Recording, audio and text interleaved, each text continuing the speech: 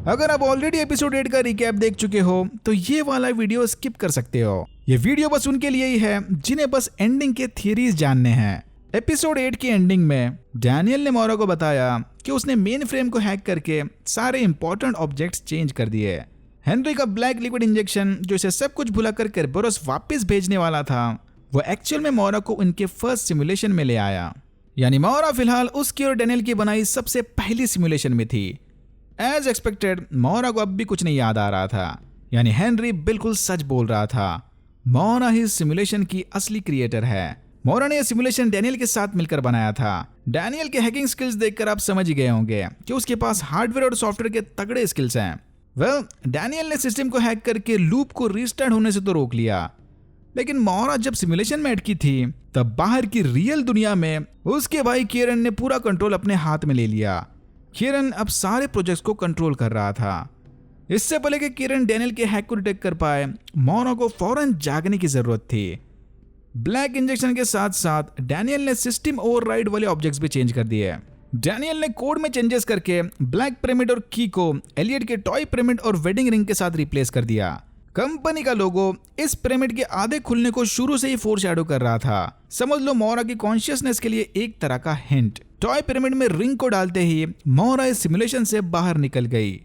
होश आते ही मोरा ने देखा कि वो प्रोमीथियस नामी एक स्पेसशिप में ट्रैवल कर रही थी।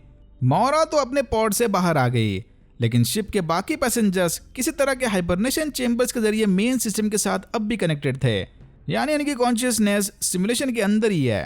तभी मोरा ने देखा कि पास रखे कंसोल पर may your coffee kick in before reality does का नोट चिपका था। नोट हटाते ही कंसोल के मॉनिटर पर प्रोजेक्ट प्रोमीथियस लिखा आया। 1423 पैसेंजर्स और 550 क्रूमैन इस प्रोजेक्ट का हिस्सा थे।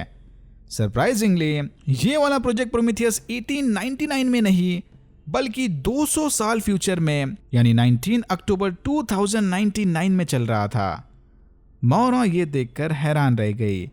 तभी किरण ने टेक्स्ट मैसेज भेजकर मोरा का रियलिटी में स्वागत किया। ओके, आई नो कि बहुत सारे कंफ्यूजन्स हैं, बट सारे डाउट्स को थियरीज बनाकर एक एक करके डिस्कस करेंगे। प्रोमीथियस और केरबेरोस ये दोनों ही नाम ग्रीक मिथोलॉजी से रिलेटेड हैं। उसके ज्यादा डिटेल में नहीं जाते, बस इतना समझ लो कि प्रोमीथियस एक ही दर्द या सजा को बार बार जीने या भुगतने के साथ कनेक्टेड है, और केरबेरोस का मतलब कैद या प्रिजन के साथ है। शो का मेन प्लॉट पॉइंट यही था कि शिप के सारे पैसेंजर्स उनके डार्क मेमोरीज के लूप में अटके हुए थे और क्रिएटर ने उन्हें जबरदस्ती उस प्रिजन में रोक के रखा था। क्रिएटर या मोरा ने ऐसा किया क्योंकि उसे अपने बेटे के साथ सिमुलेशन में टाइम बिताना था। एलियट शायद किसी जानलेवा बीमारी से जूझ रहा था, या फिर हो सकता है कि उस बीमारी ने बच्चे की जान तक ले ली, लेकिन मोरा ने उसके कॉन्शियसनेस की डिजिटल कॉपी बनाकर अपने बच्चे को सिमुलेशन में जिंदा रखा। इसीलिए सिमुलेशन में एलियट इस कवर के अंदर रहता है। मोरा का पहला सिमुलेशन शायद बस अपने फैमिली के लिए ही होगा, ताकि डैनियल और मोरा हमेशा हमेशा के लिए अपने बच्चे के साथ रह सकें। लेकिन धीरे धीरे मोरा का यह प्रोजेक्ट फेमस हो गया और अपने डार्क पास से भागने वाले कुछ लोग यानी शिप के पैसेंजर्स खुद अपनी मर्जी से इस प्रोजेक्ट का हिस्सा बने, ताकि वो भी अपनी डार्क रियलिटी से दूर अलग जिंदगी जी सके। लेकिन अगर ऐसा है तो मोरा ने 1899 का साल और यह शिप का सिमुलेशन क्यों चुना? मुझे नहीं लगता कि यह प्रोजेक्ट प्रोमीथियस या प्रोजेक्ट केरबेरोस मोरा की प्लानिंग थी। मोरा तो बस अपने फैमिली के साथ रहना चाहती होगी, लेकिन उसके सिमुलेशन में जाते ही किरण ने सारा कंट्रोल अपने हाथ में ले लिया और मोरा की टेक्नोलॉजी को और भी ज्यादा कमर्शियलाइज कर दिया। शायद ये लोग अर्थ की जैसे कोई दूसरे हैबिटेबल प्लैनेट की तलाश में लंबे सफर पर निकले हुए थे, और इसीलिए किरण ने मोरा के साथ साथ अपने पापा हेनरी को भी सिमुलेशन में अटका दिया ताकि उसे कोई रोक ना पाए।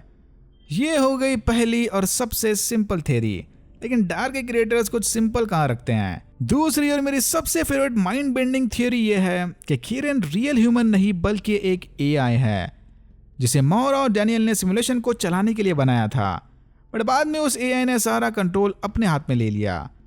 मोरा का स्वागत करते वक्त किरण उसे रियल टाइम में एक एक अल्फाबेट टाइप करके बता रहा था। जनरली ऐसा शॉट किसी आर्टिफिशियल इंटेलिजेंस या कंप्यूटर प्रोग्राम को दिखाने के लिए यूज करते हैं। आयरिश भाषा में किरण का मतलब है डार्क वन या लिटिल डार्क वन, जो कि आधी दुनिया अब तक गूगल कर चुकी होगी। शिप पर उस काले ऑब्जेक्ट का धीरे धीरे फैलना शायद किरण या इसी डार्क एआई के सिस्टम पर कब्जा करने को दर्शा रहा था। किरण के सर्वर्स या हार्डवेयर लोकेशन शायद इस बड़े से पिरामिड के अंदर होंगे।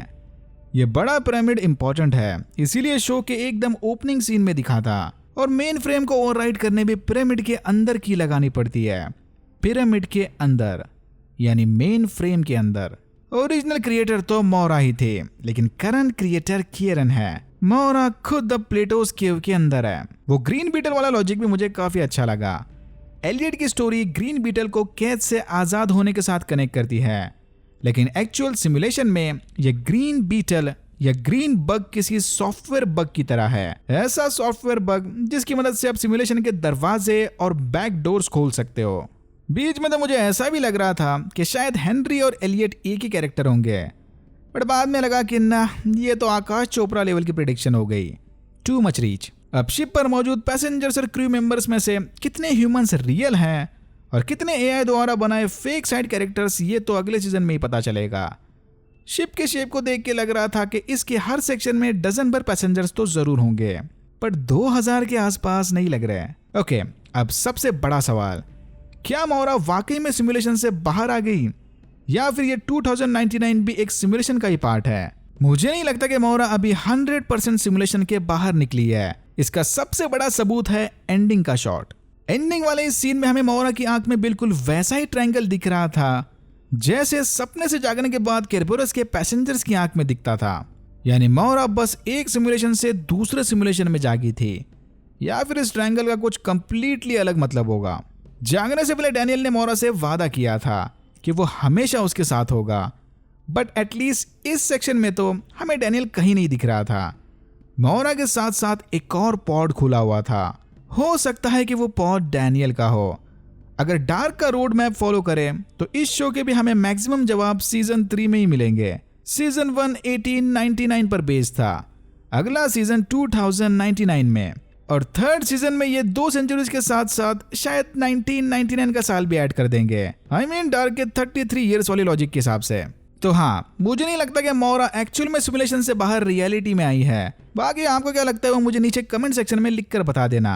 Alright, that's it for now. अगर आपको वीडियो अच्छा लगा तो please like, share and subscribe for more videos like this. मैंने ऐसे और भी वीडियोस बनाए जिनके लिंक्स आपको डिस्क्रिप्शन बॉक्स में मिल जाएंगे। Thank you very much for watching and I am hoping to see you in my next one.